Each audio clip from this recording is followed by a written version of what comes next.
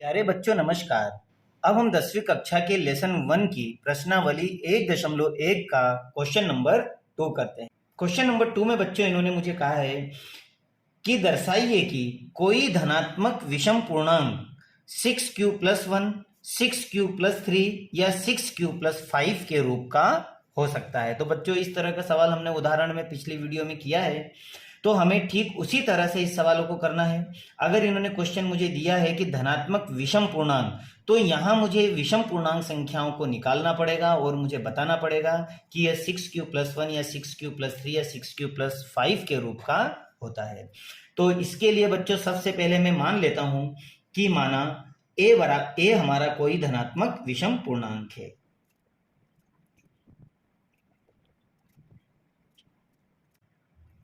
अगर ए धनात्मक विषम पूर्णांक है तो बच्चों बी क्या होगा? अगर आपका ये 6a 6q+1 या 6q+3 या 6q+5 के रूप का है, तब आपका बी क्या हो जाएगा?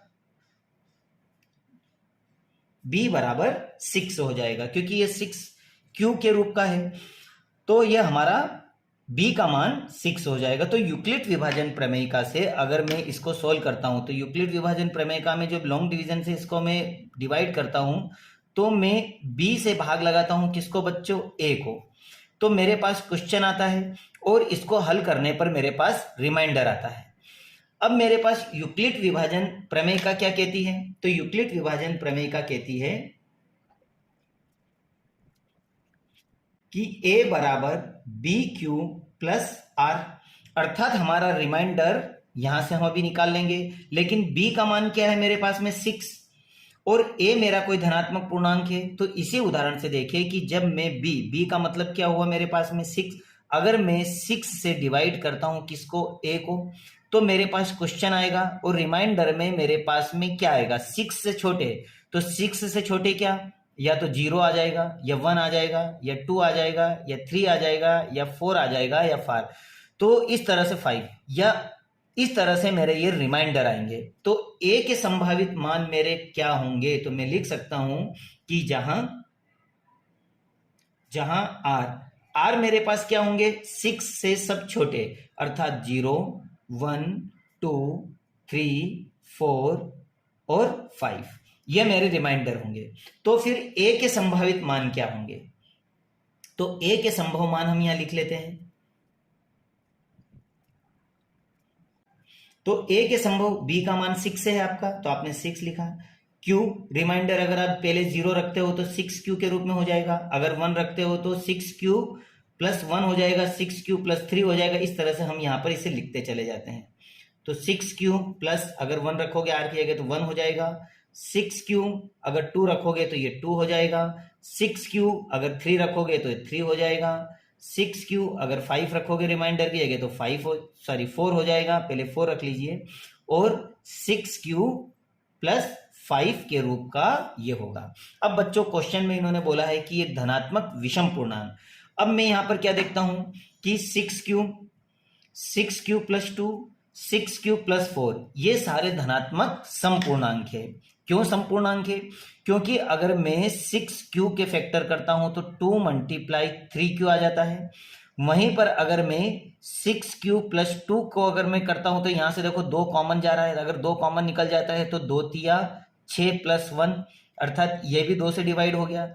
और अगर मैं यहां पर 6q+4 की बात करता हूं तो यहां से भी 2 को मैं बाहर निकाल सकता हूं, अर्थात ये हो जाएगा 3q+2।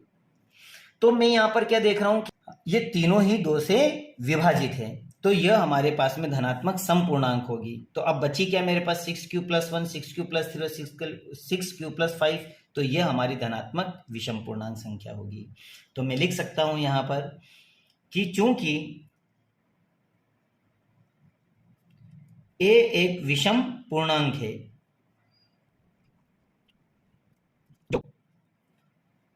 6q+2 और 6q+4 के रूप का नहीं हो सकता।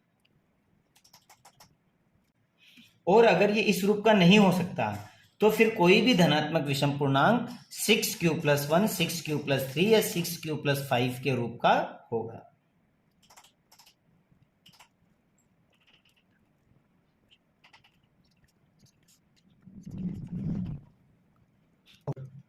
तो हम लिख सकते हैं इसलिए कोई भी धनात्मक विषम पूर्णांक 6q + 1, 6q + 3 या 6q + 5 के रूप का होगा और यही आपका आंसर है।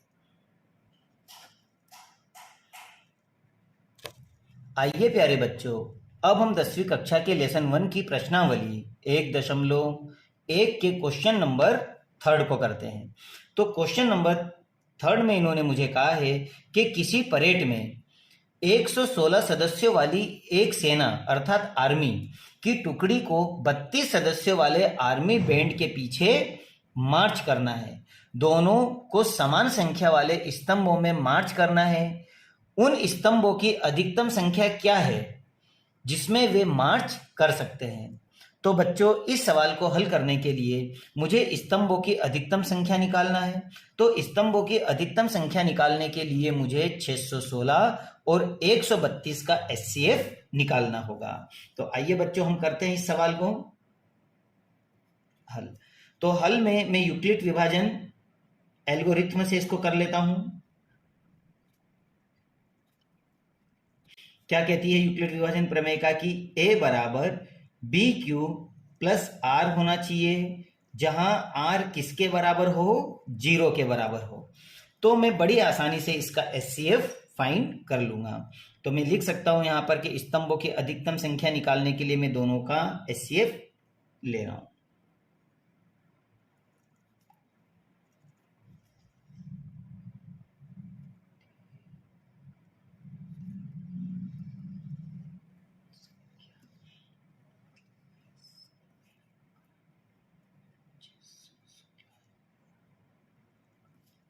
तो मैं स्तंभों की अधिकतम संख्या के लिए दोनों का एचसीएफ लेकिन किससे निकालूंगा? लॉन्ग डिवीजन मेथड से।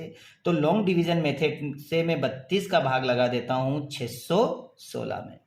तो बच्चों में जब 32 से इसको भाग लगाता हूं तो यह एक बार जाएगा, एक बार में जा रहा है ये 32। अब इन दोनों को जब मैं घटाता हूं तो मेरे पास में आ जाता है 11 में से 2 जाएंगे तो मेरे पास बचेंगे 9 और यहां बच गए 5, 5 में से 3 गए तो बचेंगे 2। तो बच्चों, अभी मैंने जब इसको भाग लगाया तो मेरे पास आया 29, लेकिन मेरे पास एक डिजिट मतलब एक अंक और बचा हुआ है। तो मैं 6 को अभी नीचे उतारूंगा और जब तक ये पूरी डिजिट मेरे पास खत्म नहीं हो जाती तब तक ही मैं इससे 32 से भाग लगाऊंगा। तो अभी भी देख रहा हूं मैं 32 से भाग जा रहा है कितनी बार? 9 बार में। तो 9 बार में जब मैं इसे भाग लगाऊंगा तो यह आ जाएगा मेरे पास में 288। अब 288 से जब मैं इसे दोनों को आपस में घटाऊंगा तो यह कितनी बार चला जाएगा? 8 बार।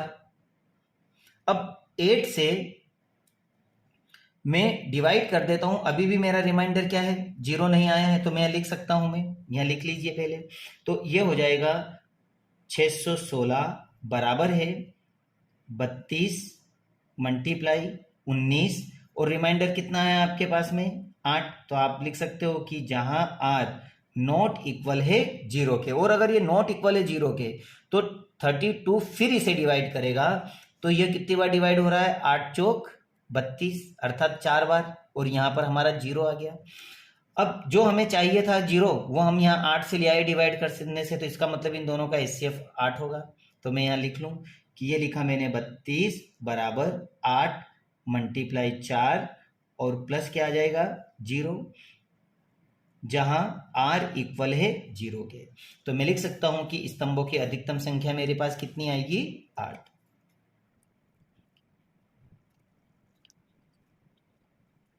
और यही आपका आंसर है।